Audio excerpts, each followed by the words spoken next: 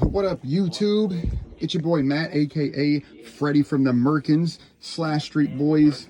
Down here doing all the dancers' sweaty ass clothes. We got the bloody overalls in here.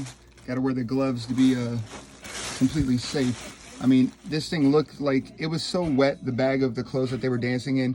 It's like I pulled it out of Camp Crystal Lake. I'm talking, it was like a 50-pound bag of just sweaty, dirty ass clothes. But it's all going to be worth it for the views that these clothes were in by the dancers. Killing it. Anyways, so I'm going through shit back in my laundry room that I haven't been in years. And I came across my treasure chest of gold OG 90s rap, gangster rap CDs. It's like a time capsule. I haven't been in this box. I mean, it's pretty damn dusty. I haven't been in this thing in probably like 10, 15 years maybe. We're going to go through it.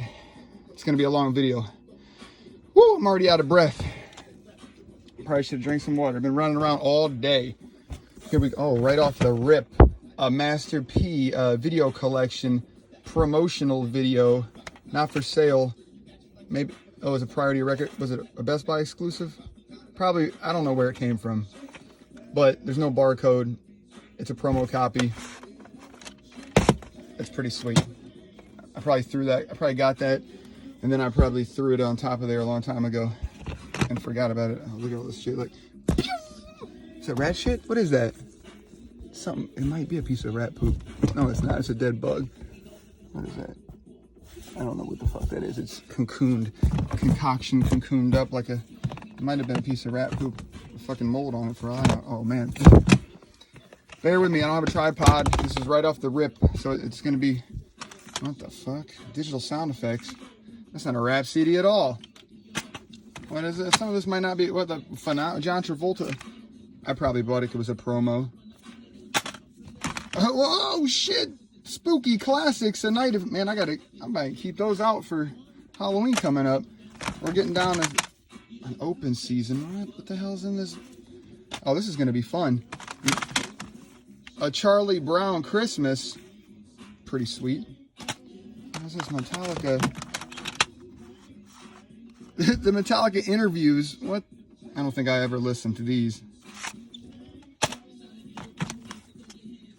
Oh, now here's it. This is a guy. I'm named after this guy. I've never seen an album. My dad burned this for me a long time ago, but my name is Matthew Ian, and his was Ian Matthews. So my dad named me after this artist that I've never even listened to. I don't even know why. So he had to be completely drugged out or high or whatever the fuck he was on when he named me. Never told me why, but this is who I'm named after, which I find pretty fucking ironic that just popped up. All right, what do we got here? That's back when mixtapes were first coming out and they were bootlegging them. That's pretty funny. Who is that? Is that Styles P? Is that Jadakiss? One of the Locks dudes. I don't. Or not, that might have been Young Jeezy. What the hell year is this from? I can't. I think that was Young Jeezy. I am tripping. Oh, here we go. Wu-Tang. It's Yours. That's a classic fucker right there. It's only a single though. Man, this box is going to tell you exactly who I am and why I'm on the Merkins and why I write the songs. Look at this shit. Classic. Love the Three Stooges. Oh, here's a DJ Blend. Now, he was a DJ up in Cleveland, and like his shit was it was hard to find to begin with. I mean, I live in Akron, but I managed to get a lot of his stuff up from Cleveland because this is before the internet was out. This is like 97, I think. I mean, there was no, you had to go get it, know somebody to get it. I mean, it's the hard copy. Like, these aren't just floating around promo use. Some of the hardest fucking mix. Actually, I have one on my channel if you find it. It's, which one? Oh, no, is it this one? I think it is. No, this is the first one. Shit, I can't remember, but look it up. It's on my channel. I'm going to separate that. Trick Daddy's second album. This, 1998. Slip and Slide Records. This is one of the hardest CDs. Trick Daddy, this is a forever classic, man. There's so many great songs on this CD that it'll blow your mind. I got this before it came out too because it was the promo copy. Like, I messed with Slip and Slide in the early 90s and Trick Daddy. His first album wasn't that bad, but when this came out, I mean, this shit is still, I still listen to a couple of these songs almost every day of my life. Sleeping on Trick Daddy, man. This is before Trick Daddy sold out and started doing I'm a Thug. I mean, he even later on in his career, it was still good. But this is before he got mainstream. This is the one that turned him into mainstream. This is completely underground gangster shit, and it's at its finest. Trick Daddy dollars. That he was the shit. Come on, it goes back to the classics here. Look at this. Man, I haven't been in this box in forever. Vanilla Ice. Come on. If you were growing up in the 90s, it was mainstream all the way. I mean, Vanilla Ice had CDs out before he turned mainstream. Very similar to what this is in the first place. But we all know what he went through with the Suge Knight and getting held over the thing. And I mean, Vanilla Ice and MC Hammer were back and back. And obviously I mess with both of them because that's just the way it was. But still to this day, Vanilla Ice, most people don't know, he was one of the first people to ever cut their eyebrows like that. I believe he still is. You can't find an earlier picture of anyone shaving their eyebrows than the style that Vanilla Ice had. I mean, you look it up. This album is from 1990. He was doing it in 89. Nobody was cutting their eyebrows, let alone a white guy back then. So Vanilla Ice, then, you know, in the mid 90s, he switched it up just like they all tried to do. He went reggae and, not reggae, fucking Rasta rap and fucking rock rap. And I mean, I don't know, but this wasn't bad for what it was back in the day if you were a kid. Dude, there's so much shit you guys are never going to hear of. Seth the Gaffer. I mean, GLP, anything I used to mess with from Get Low Records. I mean, this is all Bay Area stuff. I'm a big Bay Area fan. This is a classic too, man. We're not going to stick on stuff that most people don't know.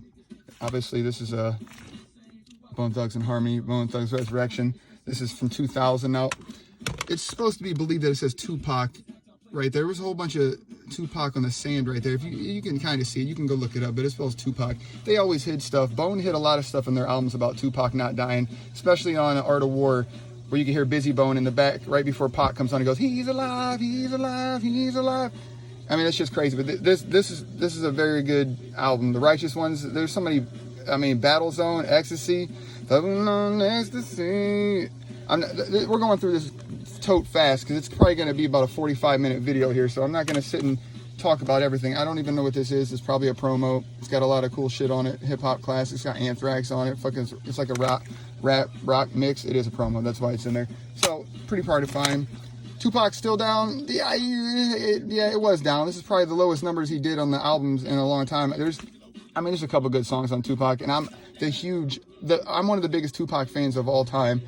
I mean, I studied rap from the beginning. I was able to understand it and listen to it from the early 80s all the way to what it is now.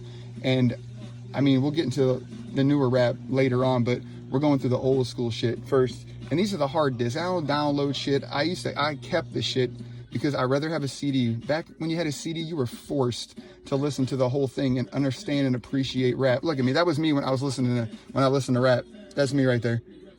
I'm thinking about him going, now that's some pretty good production. Look. All right. Oh, speaking of Art of War, there's the one I was just talking about. Art of War, a couple diss track. What is a diss track?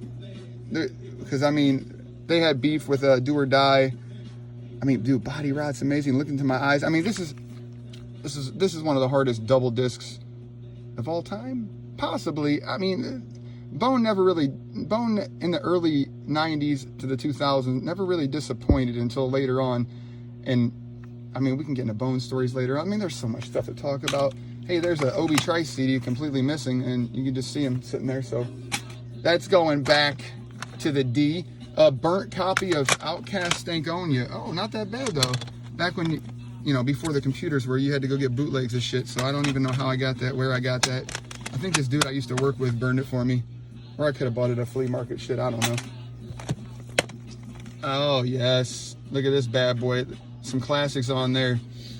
Like the candles, you know what I'm saying, in the bubble bath. You know what I'm saying with the motherfucking classic. Oh, Delinquent Habits. Most people don't even know who the hell they are. They were a 90s California band.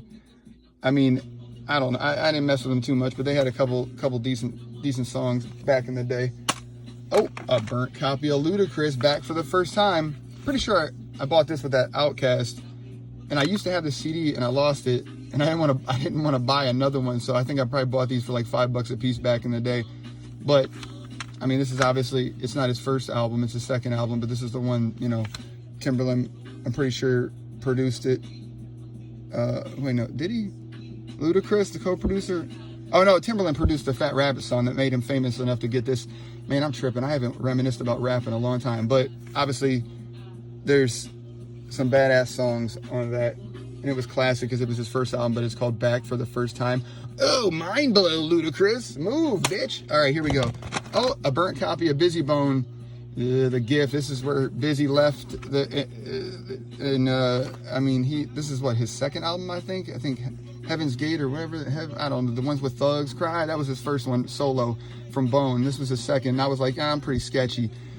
And his first album wasn't too bad, but this one, dude, he's doing too much and he still does like that. This is where I started losing interest in Busy Bone, just because he started getting too, I mean, every now and then he'll have a decent verse, but his style, and he got too little, has too much of it in that. Sorry, Busy. I was getting busy listening to something else. What is this? Celebrating black music. Oh, we need that in today's society.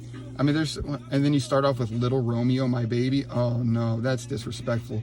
JT Money, what are these? These ain't even good songs on here. Timbaland, Magoo, Nerd, Yuck Mouth.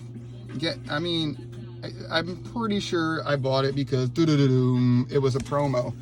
So you can't find that. What is this? A Flip Mode Squad album with no backing. Oh, and I'm wearing gloves, by the way, because I'm doing the Slash Street Boy stuff, and I wasn't going to touch that crazy amount of sweat and dirt.